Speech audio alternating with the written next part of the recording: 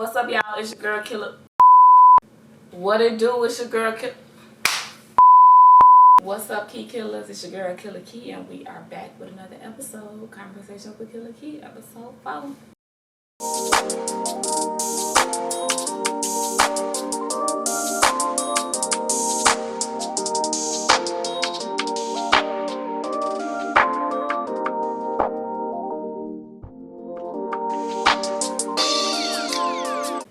What's up, y'all? It's your girl Killa Key, and we back with another episode. This episode is a little different. As you can see, we don't have any guests today, so it's just me and you, girl. We got a lot to get into.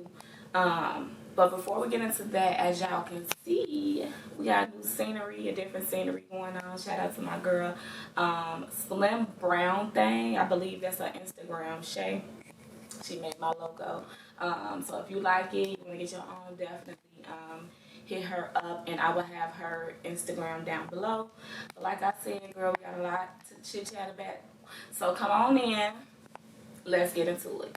So because it's August and it is the 8th month, I did kind of want to sit down and reflect on my year so far, 2022, because Lord knows I've been through some sugar honey iced tea. So I just wanted to sit down and reflect on that and just be a little vulnerable and transparent and, you know, my journey with you guys, and it'll also give y'all an opportunity to get to know me better. So I'm gonna start February 2022. That really started you know, my overwhelmingness, if you will, if that's a word, for this year. That is the month that I lost my grandfather, February 14th to be exact. And it was just a very overwhelming experience for me as well as my family.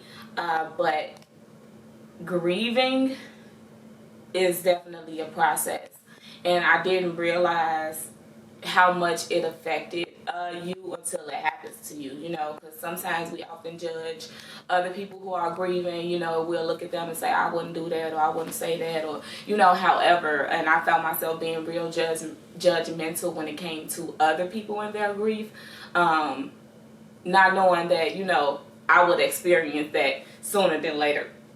So dealing with grief, I had to literally find happiness within sadness. Literally, that's what works for me.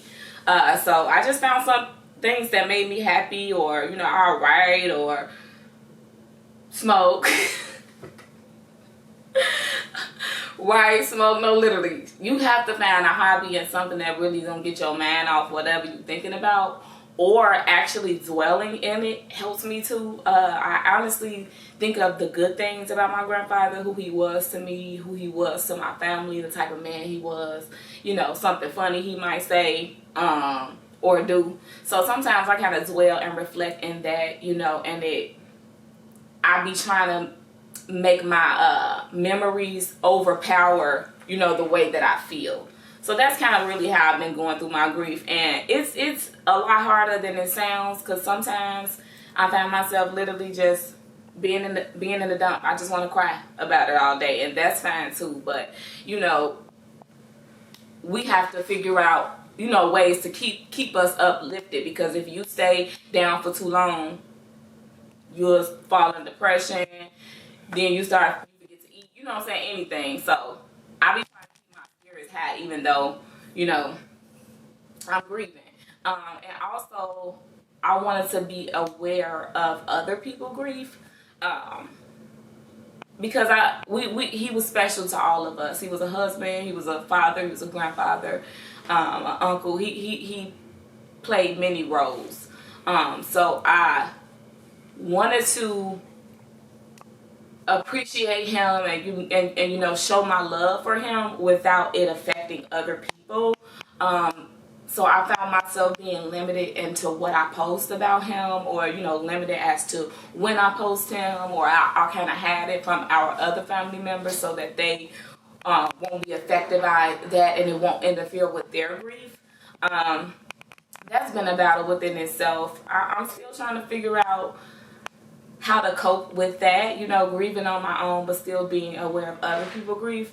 But like I said, for now, I've just been kind of having my people from my social media. If I know it's a bad day and I know I just want to get on there and talk about him, and I'm going to be doing a little more talking and it's going to make them cry. So, sometimes I kind of have them from that, so that, I can get out whatever it is I need to get out, and then I'm protecting them at the same time. So yeah, adjusting to life after losing him was definitely difficult.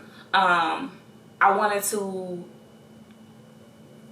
make sure I was still being there for his kids. So like my mom and my aunts, I wanted to make sure I was still there for my grandmother who lost her husband. I wanted to make sure I was still there for.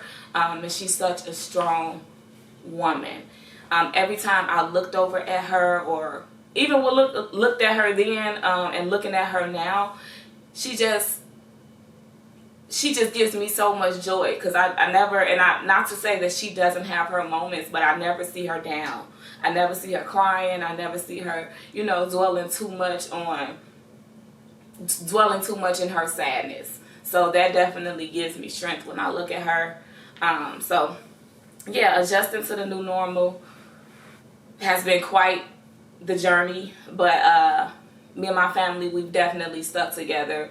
We do family days on Thursdays, so I definitely look forward to Thursdays where we all sit, chill, talk, and eat together. That's one way I think we all cope. So if you've ever lost anyone and you still have the opportunity to be meshed in well with your family, definitely gather with your family. That could help you more than what you think. Gather with your family, gather around the ones that you love, and like I said, don't dwell in that sadness for too long, but also give yourself that time, to grieve, make yourself happy, write in your journal, find whatever makes you happy, so that you can make sure you're good. So yeah, that was one of the months that really struck in for me. And we're now going to fast forward to July 31st of 2022, which was a week ago from today. I was in a horrible car accident. I was in a gray Cadillac Escalade 2011. I was on the Dan Ryan, and my wheel began to shake uncontrollably. And once I started to get control of it, that's when it started to literally be more uncontrollable. So as I'm getting control of it, it's even harder for me to get control of it, if that makes any sense. So with that being said, I found myself swerving from lane to lane, trying to avoid hitting other cars. So with that, literally my life flashed before my eyes. It was the scariest moment I've ever encountered. But even in that moment, I still felt a calmness over me. Not even to get deep, but I knew God had his hand on me. And because of that, I just kind of let go. In the midst of the accident, I just kind of let go. I let go of the wheel. I let go, and I just said, whatever it's going to be, it's going to be. So when I let that wheel go, I was lured, because I was in the left lane. So when I let the right lane, so when I let the wheel go, I was lured all the way to the left lane, which caused me to hit the ramp. But I did not hit another car. Another car did not hit me. Even though it was a very tragic and traumatic experience, I'm just glad that nobody else got injured or hurt, and I'm still here, to tell what happened. And I have a broken ankle. The heel of my ankle was literally detached from my foot. I have a hairline fracture within my rib, and I have a sprained wrist. I did have my hand wrapped up, but I wanted to take it out and just kind of move it around today. It's getting a little bit better, thank God. But like I said, I have major enemies. major injuries, but this is nothing that I can't come back from. As I stated, I'm just grateful to be here. I can't stress that enough. My support system has been, I'm speechless. That's how great my support system is, because let's remember, not only did my life change, but my family's life changed, because now everybody has to care for me, so me now being in a situation that I am and knowing what I have to do, it was definitely overwhelming for me. I never had to depend on people this much in my life. So, depending on somebody's hand and foot literally to bring you a glass of water or to bring you food, from you doing everything by yourself, for you having to ask for help, that it has definitely been quite the experience. But like I said, I'm learning to be grateful. And I'm learning to just dwell in the heart of my family. I'm learning to just dwell in the heart of my family, because I found myself being selfish and being angry at ones who knew my situation personally and who hadn't came to see me or hadn't reached out to me, and that was really taking a toll on me. But then, like I said, I had to realize who had been there. Not even I had to realize, but God had to help me realize the people who were here for me are going to be here for me, and they're going to be here to help me, get through mentally and physically. And I had to be grateful and focus on, the ones that are here, and focus on the ones that are here, and focus on my healing, because honestly, the goal is for me to get better. That's really what it is. But like I said, shout out to my people and shout out to my family. Even the days where I feel like I'm undefeated, because there are days where I feel like I'm undefeated, and there are days where I feel defeated. But both days, I gotta get up and make it do what it do. My grandmother always said, if it's not death, it could be fixed. And though this was a near-death experience, this is something that can definitely be fixed. So I definitely will keep you guys updated on my journey. I definitely appreciate the ones that had reached out, been reaching out, commenting on my Facebook, on my mother's Facebook, my family's Facebook, texting me, calling me, making sure I'm okay, asking me, do I need anything? Those, you guys are definitely appreciated. And like I said, I'm in pain, but I'm just overwhelmed with so much love, and I couldn't ask for a better support system. I want to give a shout out to my uncle, Tyree Beard. Even before this tragic incident, I was kind of in a season of transition, losing friends, gaining friends, just after my birthday, really trying to figure out who I was, as an individual, and not only who I was, but who I am trying to be. Once you sit down and think about who you are and who you're trying to be, I don't know about y'all, but that's a journey within itself. So while I was going through that, I received a text message from him, and he just confirmed a lot of things for me. He had let me know that right now I'm in a season of transition, and he was saying that I'm going to experience detachment and disassociation from people, but it's all from people and from things, situations, whatever. But it's all for my next level of elevation, and that was all the confirmation that I needed, because the goal is to elevate in life. I want to be the best version of me, regardless if I'm down, regardless of if I'm up. It's just best to stay, like I said, in high spirits and always, pushing to be the best version of you. Because at the end of the day, that's the goal. You want to be the best version of you for you, because I always say in my episodes, I can't give you something I can't give to me. So if I can't be the best version of me, how can I give you the best version of me? You know what I'm saying? Because I have to put myself first. I have to make sure I'm good before I can pour out. So again, I'm completely grateful to God that he decided to let me stay here. You know, I'm looking at it as a second chance. I'm indeed humble. Like I said, it's only been a week, and I've learned so much within this week. And I have depressed moments, but I'm not depressed. I have sad moments, but I'm not sad. And like I said, some days I feel undefeated, but some days I feel defeated, and some days I feel undefeated. But either way, I got to get up and make it do what I do. I do have a surgery. I have to have a surgery because they have to, even though they set my ankle in place, they do have to add, I believe, a few plates and screws to keep it in place.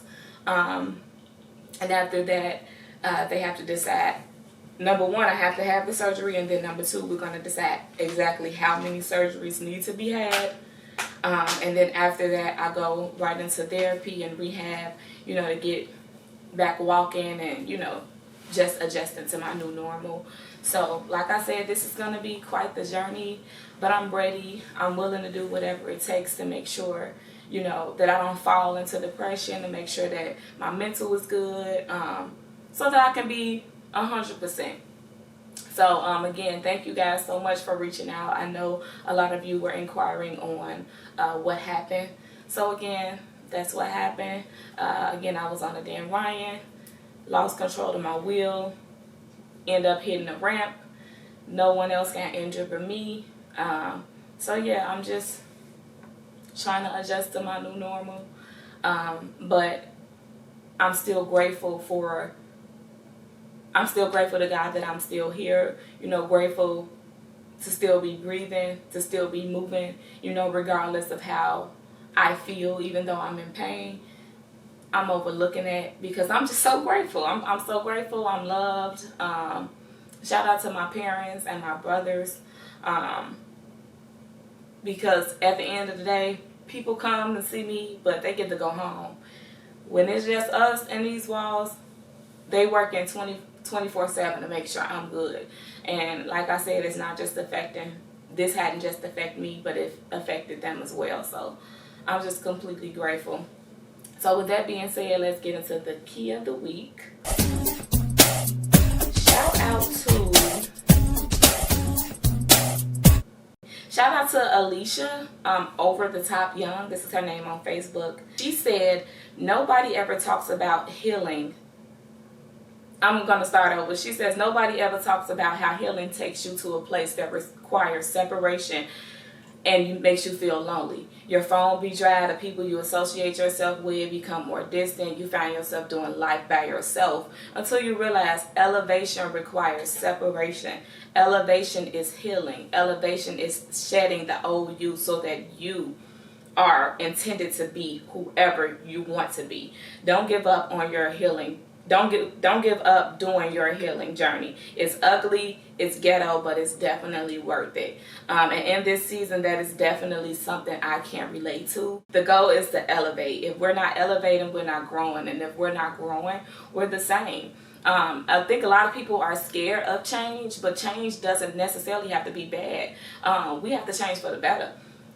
The goal in life is to elevate. You're supposed to keep going up. Like I said, if you're just stagnant, then to me, you're dead. Because if you're not growing, you're dead. Something that's continuous has no growth. So you dead, basically. So like I said, just keep that in mind. Always, elevate. Always try to be the best version of you can be. And I'll definitely keep y'all updated. Keep me in your prayers for the ones that pray. For the ones that don't start praying for me now. But yeah, I just wanted to sit down and tell y'all what was going on and reflect over my 2022, because like I said, this is the 8th month and this is the year of new beginnings, the month of new beginnings. So I'm just looking at it as a clean slate. So yeah, this gonna be quite the journey, but I'm gonna come out just fine. So I'll catch you guys on episode 5 of Conversation with Killa.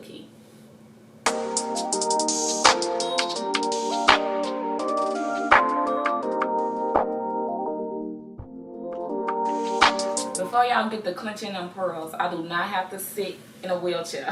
It's just more comfortable for me to sit here for now. This is kind of how I get around the house, and especially because we're recording the episode, this is comfortable for me. So don't be alarmed. I'm not confined to a wheelchair. I don't have to sit here.